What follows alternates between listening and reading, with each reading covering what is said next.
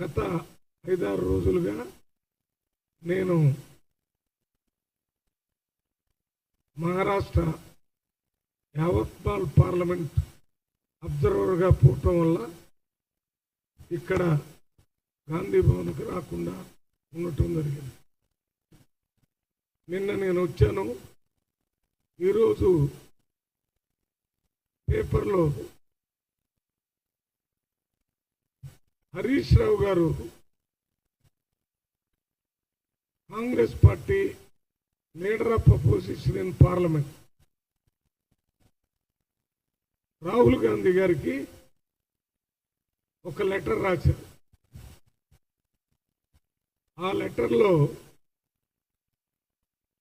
తెలంగాణ రాష్ట్రం ప్రభుత్వం ముఖ్యమంత్రి రేవంత్ రెడ్డి గారి నాయకత్వంలో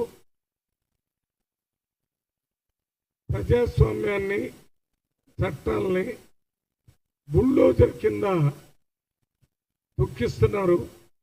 దానివల్ల తెలంగాణ రాష్ట్రంలో ప్రజాస్వామ్యం అనేది లేకుండా పోయింది. ఏ రకంగా ఉత్తరప్రదేశ్, హర్యానా, ఇతర బీజేపీ రాష్ట్రాల్లో బుల్డోజర్ రాజ్యం జరుగుతుందో ఆ రకంగానే తెలంగాణ రాష్ట్రంలో కూడా ఈ బుల్డోజర్ రాజ్యం జరుగుతుంది అని చెప్తూ కొన్ని ఉదాహరణలు చెప్పారు. హైదరాబాద్లో ఉన్న చెరువులు, కుంటల్ని రక్షించడానికని హైడ్రా పెట్టారు. దానివల్ల చట్టాలు, దానివల్ల ప్రజాస్వామ్యం బుల్డోజర్ కింద పడిపోతున్నట్టుగా రాశారు. మూసి ప్యూరిఫికేషన్ కార్యక్రమంలో కూడా ప్రజలు ఇబ్బందులు పడుతున్నారు. ప్రభుత్వం బుల్డోజర్లతోనే మూసీ నదికి 2 పక్కల ఉన్న ఇళ్లని కూలుస్తున్నారు. ప్రజల మీదకే బుల్డోజర్లు నడుపుతున్నారని రాహుల్ గాంధీ గారికి రాయటం జరిగింది. ఇవన్నీ కూడా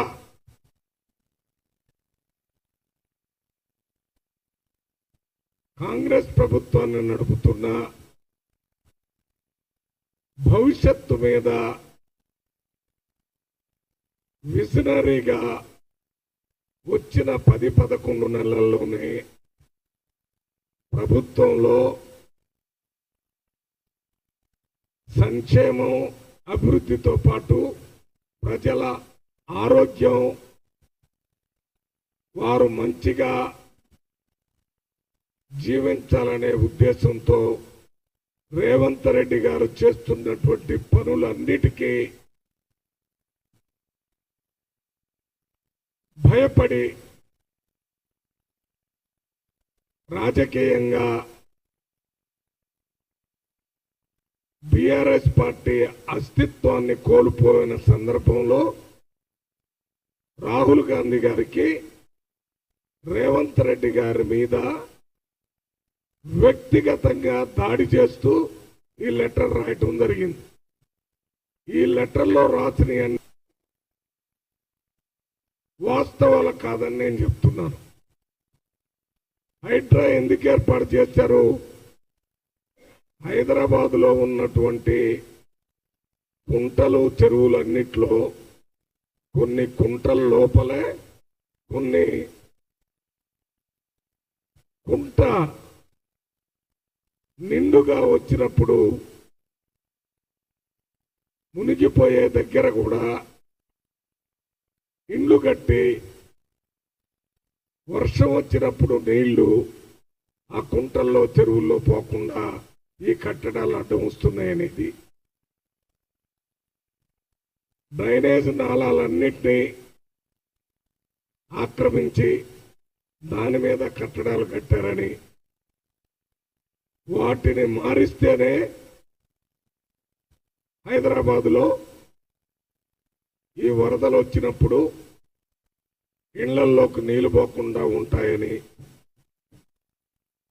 ఇళ్లకి రెండింటికి మధ్యన పెద్ద నాగార్జున సాగర్ కెనాల్ లాగా నీళ్లు పారి ప్రజల ఇళ్లలోకి పోలేకపోవటం, ఇళ్లలోకి నీళ్లు పోవటం, ఇళ్లలోకి పాములు ఇవన్నీ చేరిపోయే పరిస్థితి గత బీఆర్ఎస్ ప్రభుత్వంలో 10 సంవత్సరంలో 2-3 సార్లు ప్రజలంతా బీభత్సంగా బాధపడ్డారు. అందువల్లనే కేసీఆర్ గారు ముఖ్యమంత్రిగా ఉన్నప్పుడు ఈ కుంటలు చెరువుల్ని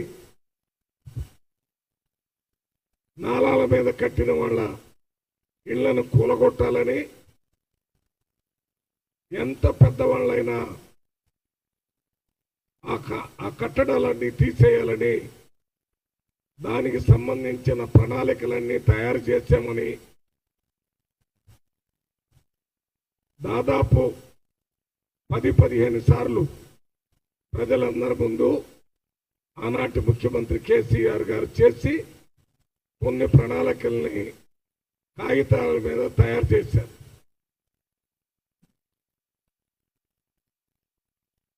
కాంగ్రెస్ ప్రభుత్వం రేవంత్ రెడ్డి గారు ముఖ్యమంత్రిగా అయిన తర్వాత మేనిఫెస్టోలో దీని మీద గ్యారంటీగా పెట్టకపోయినా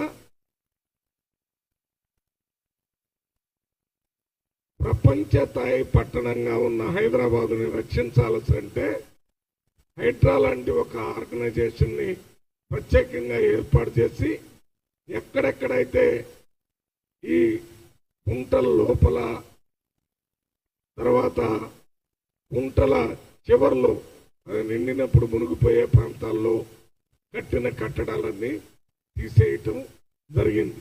దాంట్లో సినిమా యాక్టర్గా ఉన్నటువంటి అక్కినేని నాగేశ్వరరావు గారు నాగేశ్వరరావు అన్న కొడుకు అక్కినేని నాగార్జున గారు కట్టిన కన్వెన్షన్ హాల్ కూడా తీసేయటం జరిగింది. అంతేకాకుండా ఇవి తీసేసే సందర్భంలో ముఖ్యమంత్రి గారి తమ్ముడు లేక అన్న వారి ఇల్లు కూడా ఉందంటే, ఒకవేళ బఫర్ జోన్లో ఆ రకంగా ఇల్లు ఉంటే అది నేనే స్వయంగా దాన్ని పడగొట్టేయడానికి ఆర్డర్స్ ఇస్తానని ముఖ్యమంత్రి చెప్పాడు. దాని తర్వాత ముఖ్యమంత్రి బ్రదర్ తిరుపతి రెడ్డి గారు చెప్పారు, అది రూల్స్కు వ్యతిరేకంగా ఉంటే దానికి నాకు టైం ఇస్తే నేనే ఇల్లు ఖాళీ చేసేస్తాను, దాన్ని కూలగొట్టడానికి నేను సహకరిస్తానని చెప్పాను. ఇక్కడ కూలగొట్టే టీఆర్ఎస్ వాళ్ళయో, కూలగొట్టే బీజేపీ వాళ్ళయో, కూలగొట్టే కాంగ్రెస్ వాళ్ళయో కాదు, ఆ ప్రాంతంలో కట్టినటువంటి వాళ్ళు ఎవరైనా కానీ కూల్చేయాలనే ఉద్దేశంతోనే చేశారు. ఈ పని చెయ్యాలని మాటలు చెప్పినటువంటి కేసీఆర్ గారు 10 సంవత్సరాల్లో చేయలేదు. 2015-16లోనే ఈ కార్యక్రమం చేస్తానని చెప్పి 2023 దాకా చేయలేని సంగతి ప్రజలందరికీ తెలుసు. అందువలనే హైడ్రాని ఏర్పాటు చేశారు. హైడ్రాకి ప్రత్యేకమైనటువంటి మరి స్టాఫ్ను కూడా ఇచ్చారు. అన్ని రకాలుగా వారికి ప్రభుత్వం చూపించినటువంటి కార్యక్రమం చేయడానికి కావలసిన ఏర్పాట్లు చేయటం జరిగింది. అందువల్ల హైడ్రా ఆ కార్యక్రమాన్ని చేస్తుంది. ఎక్కడైనా హైడ్రా తప్పులు చేసినట్టుగా లేకపోతే ప్రజల్లో ఏదైనా భయాందోళనలు ఉంటే వాటిని ప్రజలకు తెలియజేయటానికి హైడ్రా అధికారి రంగనాథ్ గారు వారితోనే ప్రెస్ మీట్ పెట్టించి, వారు అందులో ప్రజలు ఉన్నప్పుడు కానీ ప్రజల ఆస్తుల్ని నష్టం చేయకుండా కట్టడాలను మాత్రమే తీసేస్తున్నామని స్పష్టంగా చెప్పారు.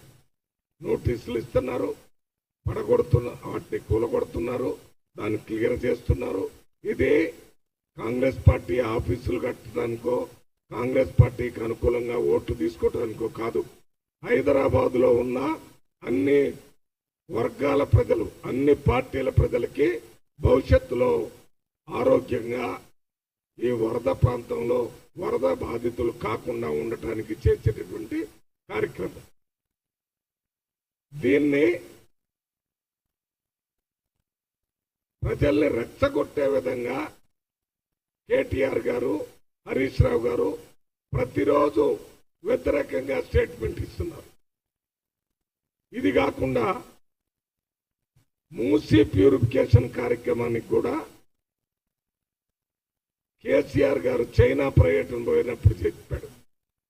చైనాలో ఏ రకంగా అక్కడ ఒక నదిని ప్యూరిఫై చేసి అక్కడ ప్రజలకి మంచిగా ఆ నదీ పరివాహక ప్రాంతాన్ని అంతా అభివృద్ధి చేశారో ఆ రకంగానే చేస్తానని చైనాలోని స్టేట్మెంట్ ఇచ్చారు. లండన్లో ఉన్న ఒక థేమ్స్ నదిని కూడా చచ్చిపోయిన నదిగా పేరుంది 1950లో. దాని తర్వాత అక్కడ ఉన్న ప్రభుత్వాలు దాన్ని బాగు చేసి ఇప్పుడు కొన్ని వందల రకాల చేపలు, మంచినీళ్లు, పర్యాటక కేంద్రాలు అన్ని ఏర్పాటు చేసి ఆ లండన్ పట్టణానికే తలమానికంగా దాన్ని చేసేయడం జరిగింది. అదే రకంగా ఇంకా 2-3 అంతర్జాతీయ నగరాల్లో ఉన్నటువంటి వాటిని కూడా బాగు చేయటం జరిగింది. ఇది హైదరాబాద్లో ఉన్నటువంటి ఈ మూసీ నది మీద చేసే కార్యక్రమాలన్నీ కూడా బ్యూటిఫికేషన్ కోసం చేసేది కాదు. ప్యూరిఫికేషన్ అత్యంత దుర్గంధంతో ఆ నీళ్ళన్నీ కలుషితమయ్యి ఆ చుట్టుపక్కల ఉన్న ప్రజల ఆరోగ్యాన్ని నిరంతరం చెడగొడుతున్నటువంటి ఆ ప్రాంతాన్ని సరిచేయాల్సిన అవసరం ఉంది. మూసీ నదిలో ఉన్న ఈ దుర్గంధం వల్ల దోమలు విపరీతంగా పెరిగి మొత్తం హైదరాబాద్ లో మలేరియా, డెంగ్యూ జబ్బులు విపరీతంగా వచ్చే విధంగా ఉంది. అంతేకాకుండా ఈ మూసీ నది నీళ్లు భూమిలో ఇంకటం వల్ల దాని ద్వారా మళ్ళీ వేరే దగ్గర ఉన్న నీళ్లు, బోర్లో ఉన్న నీళ్లు తీసుకోవటం వల్ల ప్రజలకి కమ్యూనికల్ డిసీజెస్ వస్తున్నాయి. వీటన్నిటినీ తప్పనిసరిగా బాగు చేయాల్సిన అవసరం ఉంది. అందువలనే రాష్ట్ర ముఖ్యమంత్రి, కాంగ్రెస్ పార్టీ ముఖ్యమంత్రి రేవంత్ రెడ్డి గారు ఇది ఎంతో ఖర్చుతో కూడుకున్నటువంటి ప్రాజెక్ట్ అయినప్పటికీ ఇది చేయటానికి కావలసిన కాగితం మీద పనులన్నీ మాజీ ముఖ్యమంత్రి గారే చేశారు. అప్పుడే కమిటీలను కూడా వేశారు. ఎంత ఖర్చు అవుతుందో కూడా ఎస్టిమేట్ చేశారు. కానీ పని జరగలేదు, మొదలు పెట్టలేదు. ఆ కారణాలు ఏంటో ప్రజలందరికీ తెలుసు, వారికి కూడా తెలుసు. అయితే ఇప్పుడు రాష్ట్రానికి వచ్చేటటువంటి నెలవారీ ఇన్కము 18,500 కోట్లు మాత్రమే. దాంట్లో 6,000 కోట్లు ప్రభుత్వ ఉద్యోగాలకు జీతాలు ఇస్తున్నారు. 6,000 కోట్లు కేసీఆర్ గారు ప్రభుత్వం 10 సంవత్సరాల్లో చేసిన 7 లక్షల కోట్ల రూపాయలకి వాయిదాలకి ఇంట్రెస్ట్ కి కట్టడానికి ఇంకొక 6,000 కోట్లు ఇస్తున్నారు. మొన్న ఎన్నికల ముందు ఇచ్చినటువంటి 6 గ్యారంటీల్లో 5 గ్యారంటీలు అమలు చేస్తుంటే దానికి నెలకి 3,000 కోట్లు ఖర్చు అవుతున్నాయి. ఇక మిగిలేది 2-3 వేల కోట్లే. అయినా డబ్బులు లేకపోయినా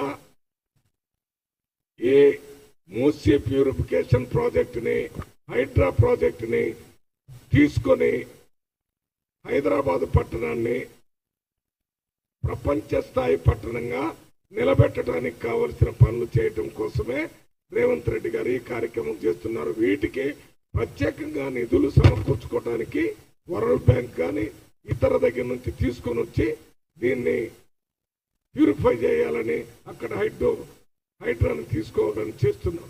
ఈ హైడ్రా పనులన్నీ కూడా 33 జిల్లాల్లో ఉన్నటువంటి వాళ్ళు, ఈ హైదరాబాద్ వాళ్ళు, సికింద్రాబాద్ కాకుండా 31 జిల్లాల్లోంచి ప్రజలందరూ కూడా హైడ్రా మా దగ్గర కూడా పంపించి మా దగ్గర ఉన్నటువంటి చెరువులు, కుంటల్లో ఆక్యుపై చేసిన వాటిన్నింటినీ తీసేయాలని పెద్ద ఎత్తున రిప్రజెంటేషన్ ప్రభుత్వం దగ్గరకు వస్తుంది. ఇది వాస్తవం. ఇది జరుగుతున్నటువంటి పరిస్థితులు. ఈ చేసేటప్పుడు మున్సిపల్ అడ్మినిస్ట్రేషన్ సంబంధించిన ప్రిన్సిపల్ సెక్రటరీ దానకిషోర్ గారు 2-3 సార్లు ఇంటర్వ్యూ ఇచ్చారు. అక్కడ ఉన్నటువంటి పేద ప్రజల్ని పక్కకు తొలగించేటప్పుడు వాళ్ళకి 2 గదుల ఇండ్లు ఇచ్చి వారి చేతిలో తాళ చేతులు ఇచ్చి అక్కడ పంపించి మారుస్తున్నారు. కొంతమందికి దొరకకుండా పోవచ్చు. వారిని కూడా మాట్లాడటానికి కావలసిన ప్రభుత్వ యంత్రాంగం అంతా పనిచేస్తుంది. హెల్ప్ డెస్క్లు పెట్టారు. ప్రజలకి హెల్ప్ చేయటం కోసం డెస్కులు ప్రత్యేకంగా ఏర్పాటు చేశారు. పేద ప్రజల ఇండ్లు బలవంతంగా తీసివేసి పేద ప్రజల పొట్టలు కొట్టాలనే ఆలోచన కాంగ్రెస్ పార్టీకి లేదు. కాబట్టే పేద ప్రజల కోసం 500 రూపాయల గ్యాస్ సిలిండర్, పేద ప్రజల కోసం 200 యూనిట్లు కరెంట్ ఫ్రీ, పేద ప్రజలకి 10 లక్షల రూపాయలు ఆరోగ్యశ్రీ, పేద ప్రజలకి 500 రూపాయలకి గ్యాస్, పేద ప్రజలకి ఇందిరమ్మ ఇండ్లు 5 లక్షలకి ఇచ్చి ఆదుకునేటటువంటి ఇది పేద ప్రజల పక్షపాతి కాంగ్రెస్ ప్రభుత్వం రేవంత్ రెడ్డి. దీన్ని మొదలుపెట్టి మీరు పేద ప్రజలకు వ్యతిరేకం, లేకపోతే ప్రజల ఇళ్లను మీరు కూల్చేస్తున్నారు, కట్టేస్తున్నారు. మీరు ఒక్కసారి వెనక్కి తిరిగి చూడండి. హరీష్ రావు గారు, కేటీఆర్ గారు, కేసీఆర్ గారికి చెప్తున్నాను, సిద్దిపేట దగ్గర మెదక్ డిస్టిక్ లో మల్లన్న సాగర్ ప్రాజెక్టు చేసేటప్పుడు ఏ రకంగా గ్రామంలో ఉన్న ప్రజలు ఉద్యమాలు చేశారు. అసలు మీరు ప్రతిపక్ష పార్టీ వాళ్ళని అక్కడ కలవటానికి బానిచ్చారా? దారిలోనే అరెస్ట్ చేశారు. కొంతమందిని హౌస్ అరెస్ట్ చేశారు. ఇవాళ మిమ్మల్ని స్వేచ్ఛగా అన్ని చోట్ల పోయే ఏర్పాటు చేస్తాను. ప్రజలతో కలిసి వాళ్ళ సమస్యలు తెలుసుకొని వాళ్ళకి నిజంగా సమస్యలు ఉంటే ప్రభుత్వానికి తెలియజేయడానికి కావలసిన అవకాశాన్ని ప్రతిపక్ష పార్టీలకి, సివిల్ సొసైటీకి మొత్తానికి అవకాశం ఇస్తున్నాం. అయినా మీరు ప్రజల్ని రోజు రెచ్చగొట్టే స్టేట్మెంట్స్, ముఖ్యమంత్రి గారు 5 గ్యారంటీల్లో 6 గ్యారంటీల్లో 5 గ్యారంటీలు అమలు చేస్తుంటే ముఖ్యమంత్రి మోసగాడు రేవంత్ రెడ్డి గారు అమలు చేయటం లేదని చెప్తున్నారు. ఉచిత బస్ సర్వీసు మహిళలందరూ తిరుగుతున్నది ఏ మహిళను అడిగినా చెప్తారు. ఎక్కడ 10 లక్షలు ఇస్తున్నారో లేదో అడిగితే లెక్కల అంకెలు రెడీగా ఉన్నాయి. ఇప్పుడు చెప్పినట్టుగా 500 రూపాయల గ్యాస్ సిలిండర్ ఇస్తున్నారు, 200 యూనిట్స్ ఇచ్చేస్తున్నారు. అదే రకంగా 5 లక్షలకే ఇందిరమ్మ ఇళ్లు ఇచ్చే కార్యక్రమాన్ని తీసుకున్నారు. ఇవన్నీ అమలు జరుగుతుంటే అమలు జరగటం లేదని గోబెల ప్రచారంలో భాగంగా వాటిని జరగటం లేదని ఇప్పుడు కూడా స్టేట్మెంట్ ఇస్తున్నారు కేటీఆర్ గారు. నిన్నగాక మొన్న 2-3 రోజుల నుంచే మూసీ నది ప్యూరిఫికేషన్ కార్యక్రమాన్ని మొదలుపెట్టారు. వారు ఏం చెప్తున్నారు? మూసీ నది ప్యూరిఫికేషన్ అనేది కాంగ్రెస్ పార్టీకి రిజర్వ్ బ్యాంక్ ఆఫ్ ఇండియా లాగా డబ్బులు దోచుకోవడానికి ఉపయోగపడుతుందని చెప్తున్నారు. అర్థం ఉందా కేటీఆర్ గారు మీరు మాట్లాడేదానికి? అసలు శాంక్షన్ లేదు, డబ్బులు డ్రా చేయలేదు. ఇదంతా ఇనిషియల్ స్టేజ్ లోనే ఉంది.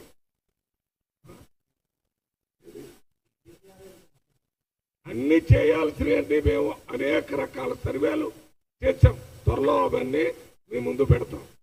అయినా డబ్బులు తిన్నారు, డబ్బులు తీసుకుంటున్నారు అని చెప్తున్నారంటే మీరు కాళేశ్వరంలో, ఇతర ఇరిగేషన్ ప్రాజెక్టులో, పాలమూరు రంగారెడ్డిలో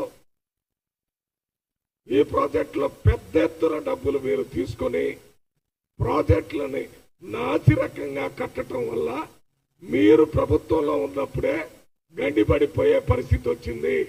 కాళేశ్వరం పగుళ్ళు పగిలి అని అంతా చూపించారు.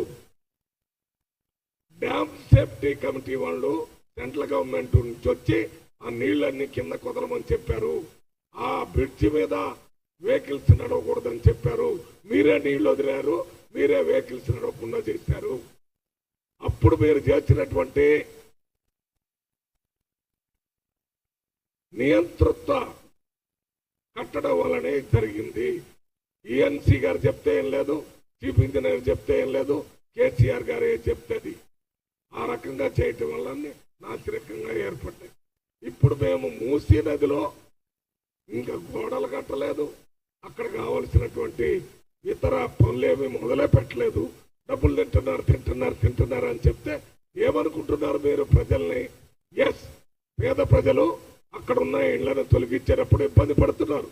వాళ్ళ గురించి మేము మాట్లాడుతున్నాం, అధికారులు పంపిస్తున్నాం, పొలిటికల్ గా మినిస్టర్స్ మాట్లాడుతున్నారు. మా పిసిసి అధ్యక్షుడు తెచ్చారా? మా పిసిసి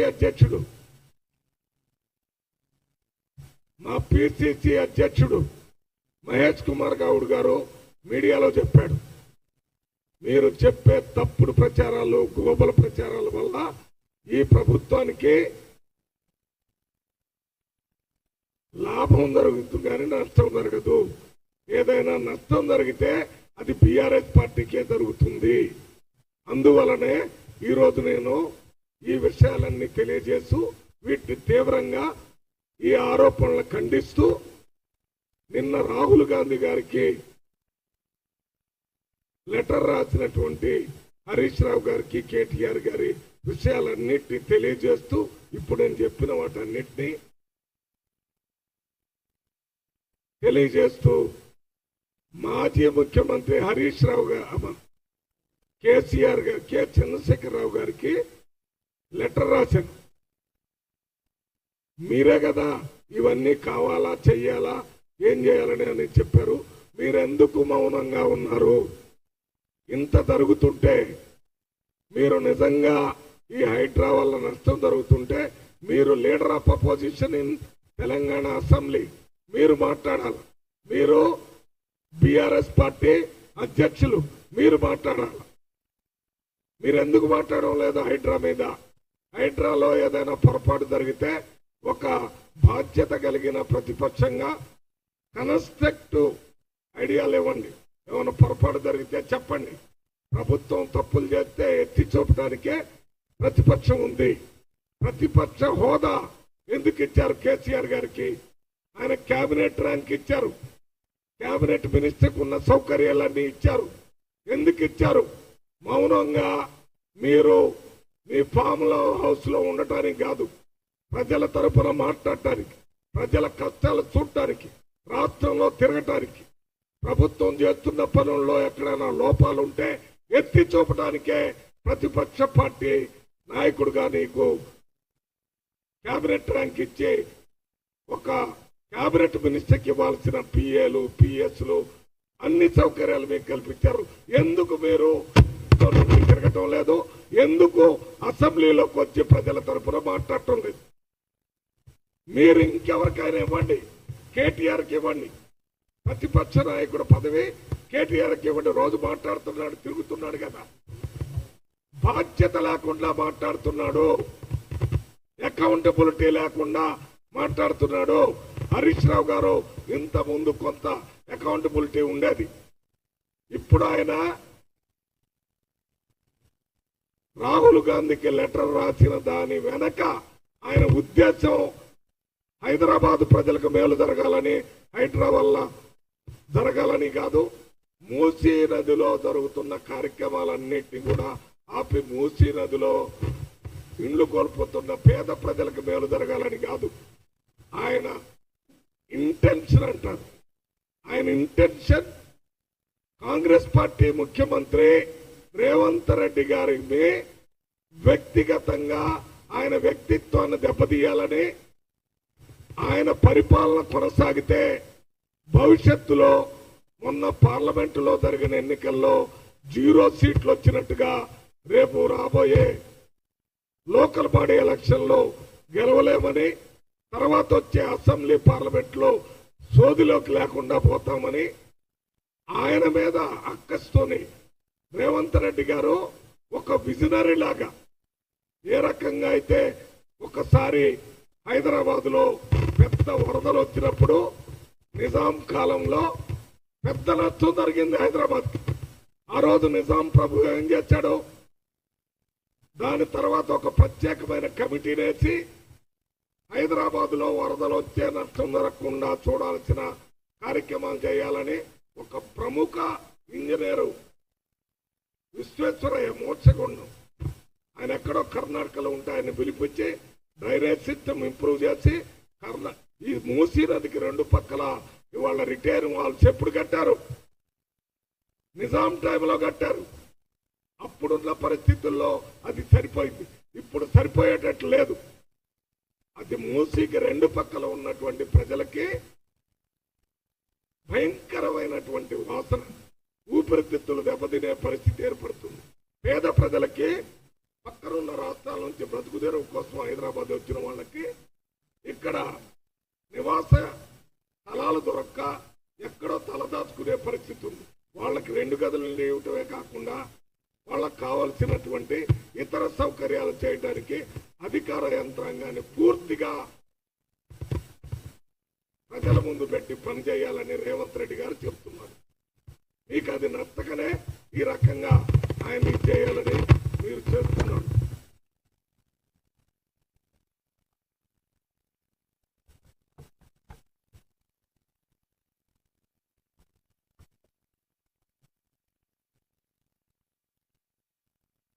థేమ్స్ నది అని చెప్పారు కదా, అది లండన్. అదే రకంగా చైనాలో హ్యాండ్సియంగ్ హ్యాండ్ జెట్ లేదు చైనా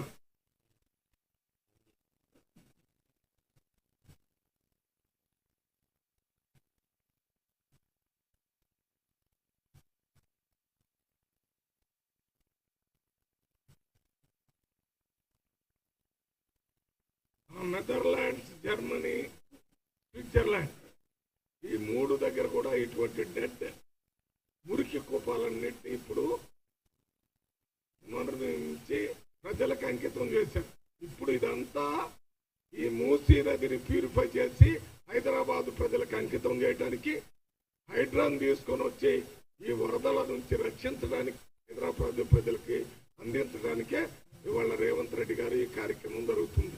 నేను సివిల్ సొసైటీలో ఉన్న ప్రజలందరికీ ఒక మనవి, పదవులకి పార్టీలకు అతీతంగా ఎక్కడైనా పొరపాట్లు జరుగుతుంటే ఆ పొరపాట్లని సరిచేయడానికి కావలసిన మార్గాన్ని చూపించండి. ఇంతకంటే ఇంకో మార్గం లేదు. హైడ్రాన్ తీసుకొని వచ్చి చేసే పని కంటే ఇంకో రకంగా ఆ చెరువులు, కుంటలు, నాళాలని రక్షించేటటువంటిది ఏదైనా ఉంటే కేసీఆర్ గారు మీరు ఇవ్వండి. మీరు ఇచ్చే ప్రణాళికను అమలు చేస్తాం. అది అమలు చేయడానికి అవకాశం ఉంటే మీరు కూడా మూసీ నదిని ప్యూరిఫై చేయడానికి కావలసిన పరిస్థితులు ఇప్పుడు చేసేదానికంటే ఇంకా ఏమన్నా అవకాశం ఉంటే మీరు ప్రభుత్వానికి ఇవ్వండి. ఒక బ్లూ ప్రింట్ ఇవ్వండి. దాన్ని స్టడీ చేసి అది అమలు చేయడానికి అవకాశం ఉంటే కాంగ్రెస్ ప్రభుత్వం చేయడానికి సిద్ధంగా ఉంది. అంతేగాని ఈ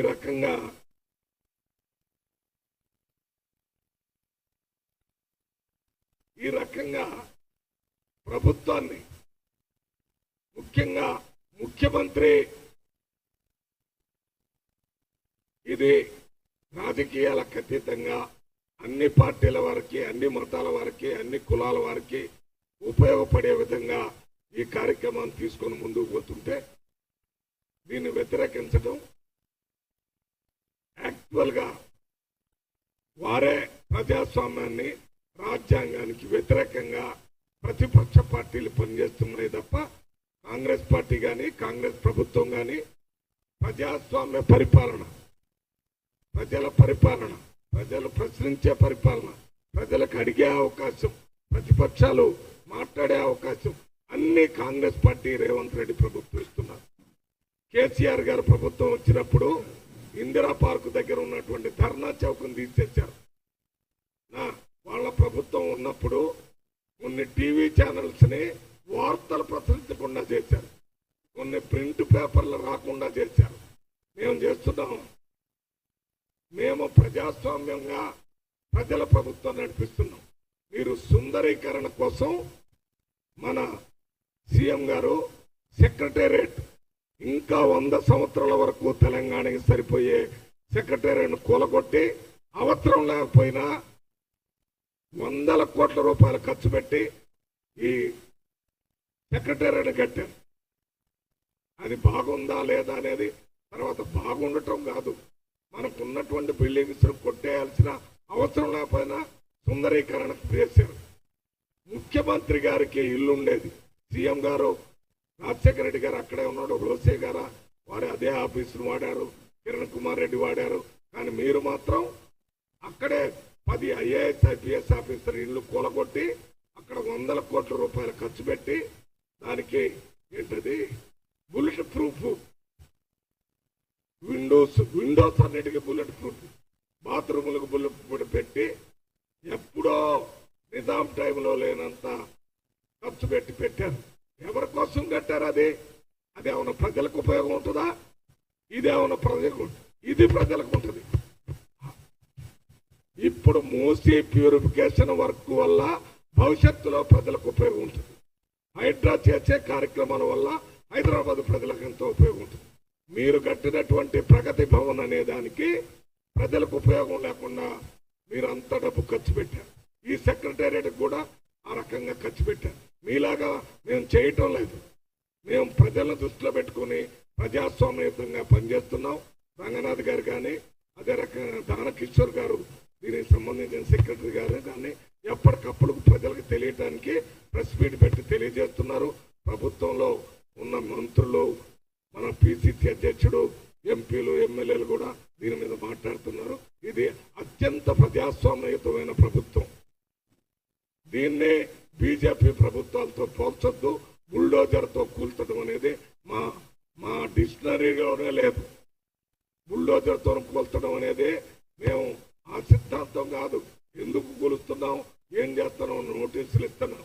హైకోర్టులో ఏదో చెప్పారని చెప్తున్నాడు. హైకోర్టులో ఏం చెప్పారు?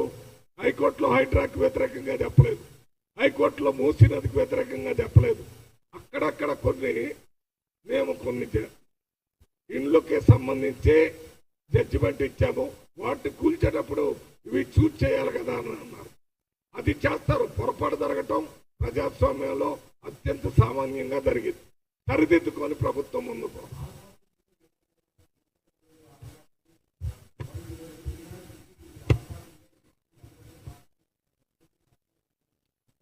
పెడతాం. ఆల్ పార్టీలు కలుస్తూనే ఉన్నారు. CPM కలుస్తుంది, CPI కలుస్తుంది. ఒక్క బీజేపీ, BRS తప్ప వాళ్ళు మేము తలుపేసుకొని లోన ఇంట్లో ఎవరికి వాళ్ళే అదే ఏదో చేసుకుంటారు. ఏంటది తలుపేసుకొని సూసైడ్ చేసుకోవాలని ఎవడైనా నిర్ణయించుకుంటే సొంత కొడుకుని తల్లిదండ్రులు కూడా రక్షించలేరు. నిద్రపోయేటప్పుడు తల్లిదండ్రులు వాడు లేచిపోతాడు, 2-3 గంటలకు పోయి అక్కడ బావిలోనూ చెరువులోనూ పడి చచ్చిపోతాడు. ఇప్పుడు వీళ్ళు కావాలని ఒక పక్కన వీళ్ళు ఇట్లా చేస్తుంటే అక్కడ బీజేపీ వాళ్ళు రైతులకు ఏదో ఇయ్యలేదని అక్కడ పడుకున్నారు. ఎక్కడ ఎప్పుడైనా రైతుల గురించి మాట్లాడిందా ఈ పార్టీ? 4 చట్టాలు పార్లమెంట్ లో తీసుకొని వచ్చి రైతులకు వ్యతిరేకంగా 2.5 సంవత్సరాలు రైతులు ధర్నా చేస్తుంటే పట్టించుకొని ప్రభుత్వం 4 చట్టాలను విత్డ్రా చేసుకొని తప్పైంది క్షమించాలని బహిరంగ చెప్పిన పార్టీ బీజేపీ పార్టీ. 18,000 కోట్ల రూపాయలు 2 లక్షల లోపల ఉన్న వాళ్ళకి ఇచ్చాం.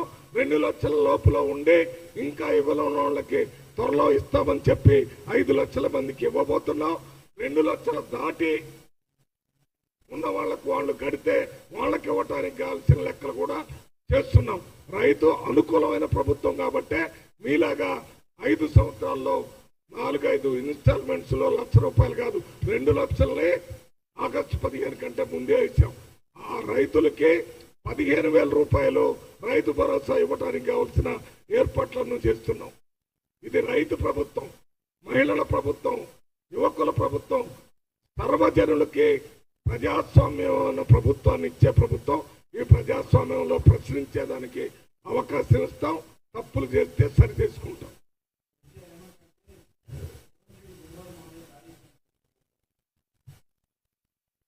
నేను ఇందాకనే చెప్పాను, ఇది న్యూటన్ అనే ఒక పెద్ద సైంటిస్ట్ ఉన్నాడు. మీరు చదువుకున్నారు కదా, న్యూటన్ 4 లాస్ ఉన్నాయి.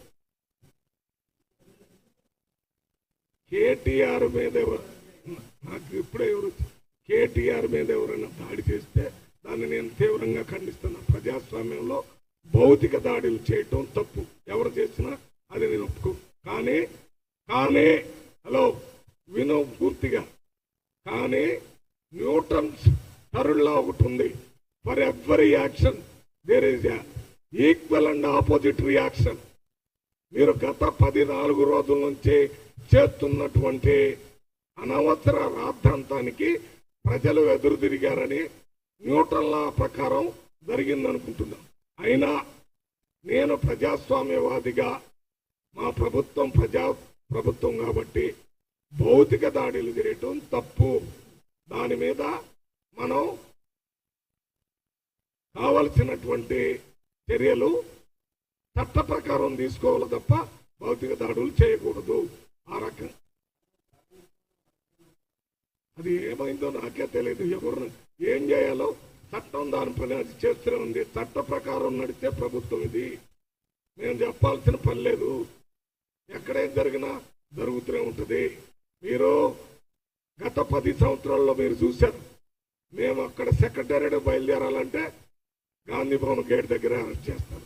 మేము అసెంబ్లీ దగ్గర పోదామంటే గాంధీ గేట్ దగ్గర అరెస్ట్ చేస్తారు. మేము రేపు మీటింగ్ ఉందంటే ఇవాళ్ళే హౌస్ అరెస్ట్ చేశారు. ఇప్పుడు మా ప్రభుత్వమా ప్రజాస్వామ్య ప్రభుత్వం? ఈ రకంగా అరెస్ట్ చేసిన ప్రభుత్వమా అప్రజాస్వామ్య ప్రభుత్వం? ఏది మీరు చెప్పండి. మా ప్రభుత్వం వచ్చిన తర్వాత ఎన్నుకున్నందుకే ప్రజాపాలన చేస్తున్నాం. ఇవాళ ఫస్ట్ కాదు కాంగ్రెస్ పార్టీ. భారతదేశానికి స్వతంత్రం తెచ్చిన పార్టీ కాంగ్రెస్ పార్టీ. తెలంగాణ రాష్ట్రాన్ని ఇచ్చిన పార్టీ కాంగ్రెస్ పార్టీ. తెలంగాణ పేరుతో 10 సంవత్సరాలు పరిపాలన చేసి ప్రజల్ని ఇబ్బంది పెట్టినటువంటి పార్టీలు ఇవాళ ప్రజల ముందుకు వచ్చి మేమే ఏదో చేస్తామని చెప్తే ప్రజలు నమ్మేటట్లేదు. ఇది న్యూటన్స్ లా ప్రకారం ఏదైనా జరిగిందేమో. మీరు మాట్లాడేటప్పుడు ఆలోచించి మాట్లాడాలి. మీరు రాహుల్ గాంధీకి ఏమో లెటర్ రాయాల్సిన అవసరం వచ్చింది? మీ ఉద్దేశం ఏంటి? కాంగ్రెస్ పార్టీలో ఉన్న లీడర్ ఆఫ్ అపోజిషన్ లెటర్ రాసి ఇక్కడ ఉన్నటువంటి ప్రభుత్వాన్ని నడుపుతున్న భవిష్యత్ ప్రజలకు మేలు చేర్చేటటువంటి నాయకుడు, డైనమిక్ నాయకుడుగా ఉన్న రేవంత్ రెడ్డిని ముఖ్యమంత్రిని ఆయన క్యారెక్టర్ దెబ్బతీయాలనేదే మీ ఇంటెన్షన్. ప్రజలకు మేలు చేయాలని ఏం లేదు. ఈయన ఎదుర్కోలేము, మా చేతకాటం లేదు. అందువల్లనే మేము రాహుల్ గాంధీకి లెటర్ రాస్తున్నామని లెటర్ రాస్తాం.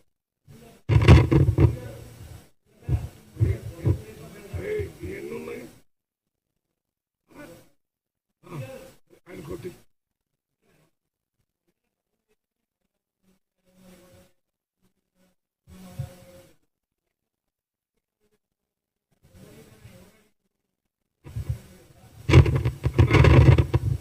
మీరు మంచి ప్రశ్న అడిగారు. ఇవాళ రాష్ట్రంలో నువ్వు రాలేదనుకుంటే ఇప్పుడే చెప్పాను. మొత్తం నెలకొచ్చేటటువంటి ఇన్కమ్ ట్యాక్సులు కానీ అన్ని కలిపితే 18,500 కోట్లు రాష్ట్రానికి వస్తుంది. దాంట్లో 6,000 కోట్లు జీతాలకు ఇచ్చేస్తున్నాం. 6,000 కోట్లు ఏమవుతున్నాయో తెలుసా? 7 లక్షల రూపాయలు అప్పు చేసిపోయారు కదా ఈ 10 సంవత్సరాల్లో. అంత ముందు తెలంగాణ రాష్ట్రానికి 70,000 కోట్లే ఉండే. 7 లక్షల కోట్ల అప్పుకి అసలు వడ్డీ కలిపి వాయిదాలు కట్టడానికి 6,000 కోట్లు అవుతున్నాయి నెలకి. అవి కాకుండా సంక్షేమ కార్యక్రమాలు 5 గ్యారంటీలు మీరు చెప్పిన 2,500 తప్ప తక్కిన 5 ఇస్తున్నాం. ఆ 5కే 3,000 కోట్లు అవుతున్నాయి. డబ్బులు సమకూర్చుకోవడానికి కొద్దిగా ఇబ్బందిగా ఉండి ఆ రోజు చేయలేదు తప్ప తక్కిన అన్ని పేద ప్రజలకు ఇచ్చిన మాట ప్రకారం మహిళలకు కానీ లేక పేద ప్రజలకు ఇచ్చే 200 యూనిట్స్ కానీ, పేద మహిళలకు ఇచ్చే 500 రూపాయల గ్యాస్ కానీ, పేద ప్రజలకు ఇచ్చే 10 లక్షల రూపాయల ఆరోగ్యశ్రీ కానీ, పేద ప్రజలకు ఇచ్చే ఇండ్లు 5 లక్షలు కానీ ఇస్తున్నాం కదా. ఇవన్నీ ఇచ్చారా మీరు? 2 పెడతామని 10 సంవత్సరాలు కట్టకుండా ప్రజలను మోసం చేసిన మీరు ఇవాళ మా ప్రభుత్వాన్ని ప్రజాస్వామ్య ప్రభుత్వం కాదని బుల్డోజర్ ప్రభుత్వం అని ప్రజల్ని రెచ్చగొట్టే విధంగా మాట్లాడటాన్నే తీవ్రంగా ఖండిస్తున్నాం.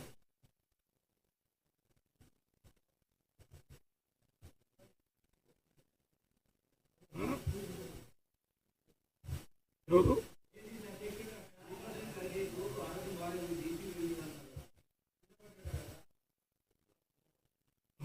జమ్మూ కాశ్మీర్లో మా ఏఐసిసి అధ్యక్షుడు మల్లికార్జున ఖర్గే గారు జమ్మూ కాశ్మీర్లో మాట్లాడేటప్పుడు షుగర్ ఉంది కాబట్టి షుగర్ ఉన్న వాళ్ళకి అప్పుడప్పుడు తెలియకుండానే పక్కకి ఉరిగేటటువంటి పరిస్థితి. అది వెంటనే పట్టుకున్నారు. దానికి కావాల్సిన షుగర్ పొట్లం ఒకటి ఇచ్చి వెంటనే వేరే ట్రీట్మెంట్ ఇస్తే సరిపోతుంది. అది పెద్ద ఇది కాదు. నేను కూడా షుగర్ ఫ్యాన్స్. నేను డాక్టర్ను కాబట్టి ఆ సిమ్టమ్స్ సైన్స్ వచ్చినప్పుడు నేను కొద్దిగా షుగర్ కానీ అది తీసుకుంటాను. అందువల్ల ఇబ్బంది లేదు. ఆయన డాక్టర్ కాదు కాబట్టి తెలియక అది జరిగింది.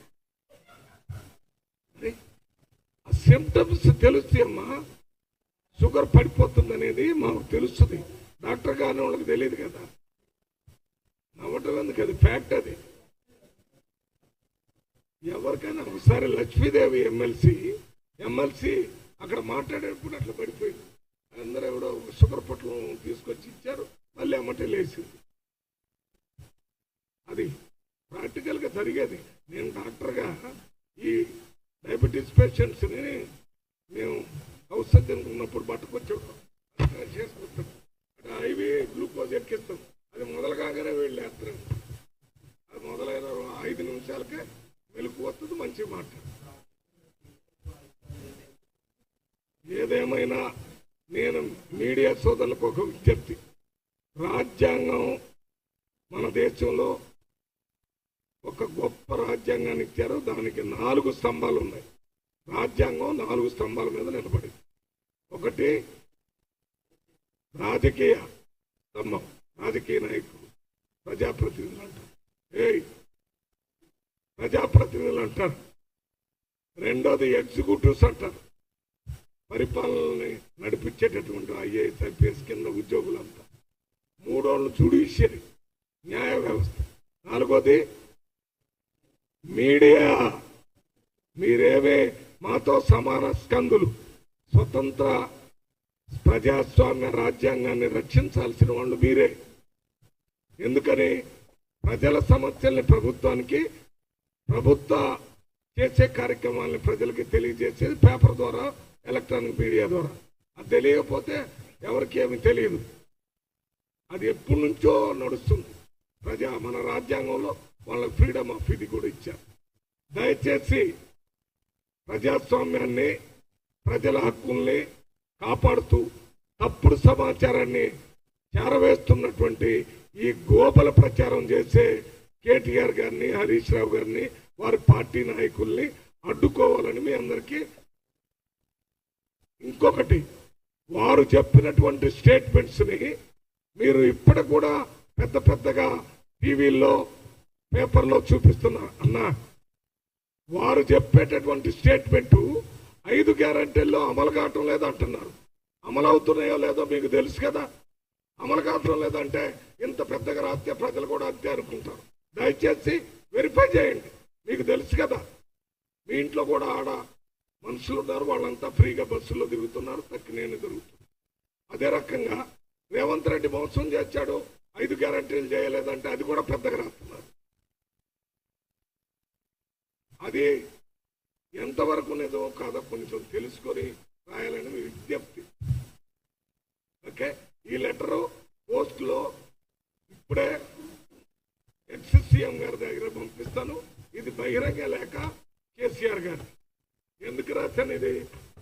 మా నాయకుడికి రాహుల్ గాంధీకి లెటర్ రాసి ఏదో అన్ని అబద్ధాలు రాశారు. నేను రాసిన అన్ని నిజాలు. ఆ లెటర్కి ఈ లెటర్కి తేడా ఏంటంటే నేను వాస్తవాలు రాశాను, ఆయన అవాస్తవాలు రాశాడు.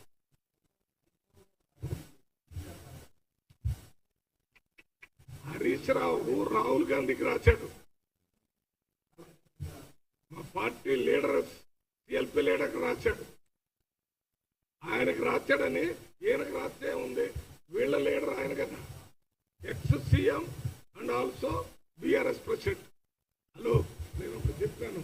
Is also CLP leader. CLP కాదు, అపోజిషన్ లీడర్. ఆయనకి అపోజిషన్ లీడర్ హోదా ఇచ్చాం. ప్రభుత్వ యంత్రాంగం ఆయనకి పనిచేస్తుంది. ఆయనకి పిఎస్, ఇద్దరు పిఏలు, 4 అటెండర్లు, కారు, ఖర్చులు, ఒక మంత్రికి ఎందుకు ఇచ్చారు ఇవి? ప్రభుత్వం చేస్తున్నటువంటి పనుల్లో ఎక్కడైనా ప్రజా వ్యతిరేకమైనవి ఉంటే వాటిని కనిపట్టి ప్రభుత్వం దృష్టి తెచ్చి ప్రజల్ని చైతన్యవంతులు చేసి ప్రభుత్వం మీద ఒత్తిడి తెమ్మని. మరి మీరేం చేస్తున్నారు? అసెంబ్లీకే రావటం లేదు, మీరు ఫామ్ హౌస్ లోనే ఉంటారు. మళ్ళీ గ్లోబల్ ప్రచారానికి ఇద్దరు పెట్టారు. వినన్నా, ఇది చాలా ఇంపార్టెంట్ సబ్జెక్టు. ఆయన ముఖ్యమంత్రిగా ఉన్నప్పుడు అసెంబ్లీకి వచ్చాడు. ఇప్పుడు అపోజిషన్ లీడర్గా రావటం లేదు. ఇంత జరుగుతుంటే దీనికి సమాధానం చెప్పాల్సింది కేటీఆర్, హరీష్ రావు గారు. కేసీఆర్ వచ్చి ప్రజలుగా చెప్పాలి. ఆయన ఏమనుకున్నాడు, మేమేం చేస్తున్నామో ఇది చేయటం వల్ల ఏం నచ్చుతుందో చెప్పండి. ఏది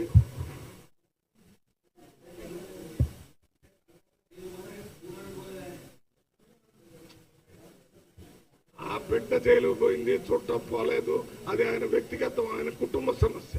ఇది ప్రజలకు సంబంధించి సమస్య. కేసీఆర్ గారు, నేను యూత్ కాంగ్రెస్ లో కలిసి పనిచేశాం. మేము కేసీఆర్ గారి మీద అనవసరమైన ఆరోపణలు చేయటంలో తప్పుడు ఆరోపణలు చేసే వాళ్ళని కట్టడి చేయమని అడుగుతున్నాం.